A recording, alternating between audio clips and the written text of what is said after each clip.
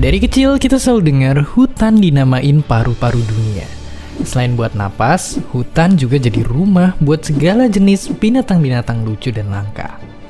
Dan pastinya nggak cuma itu, tapi berbagai hasil dari hutan juga bermanfaat untuk keseharian kita. Tapi sebenarnya seberapa penting sih hutan buat kita? Lalu apa jadinya kalau suatu hari tak ada hutan di dunia ini? Satu hal yang jelas, kalau nggak ada hutan, mungkin kita nggak bisa lagi foto-foto cantik di antara pepohonan buat media sosial. Oke, itu baru sebagian kecilnya aja. Karena nyatanya, ini juga bakal ngaruh ke lingkungan dunia. Sekitar 80% binatang dan tumbuh-tumbuhan di daratan bumi bakalan terancam punah.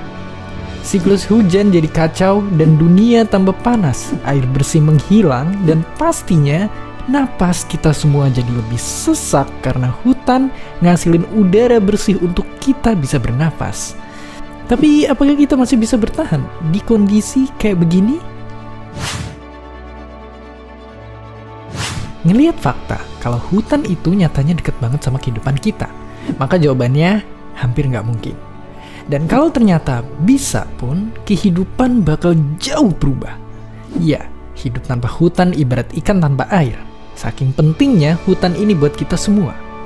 Bahkan mungkin kita bisa dibilang beruntung karena Indonesia adalah salah satu negara dengan hutan yang terbesar di dunia. Tapi nyatanya ada juga ancaman tersembunyi yang lagi nunggu kita. Dari tahun ke tahun, hutan di Indonesia terus berkurang. Dan bayangin, hampir semua kebakaran hutan itu terjadi karena sengaja dibakar dan gambut dikeringkan sama perusahaan rakus yang pengen ngebuka lahan. Kebakaran itu bikin jutaan orang sakit pernapasan dan ratusan ribu diantaranya meninggal. Sekaligus mengancam hewan-hewan khas daerah Indonesia ini pun jadi ikut lenyap. Kebakaran juga nyebabin kerugian sampai 300 triliun rupiah.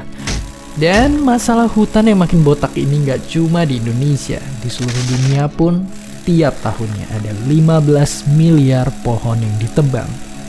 Kalau penebangan dan pembakaran ini nggak langsung kita ubah, 200 tahun lagi, semua pohon di bumi bakalan habis gitu aja. Jadi mungkin sekilas kelihatannya masa depan emang suram, tapi sebenarnya kita masih punya harapan buat ngejaga hutan.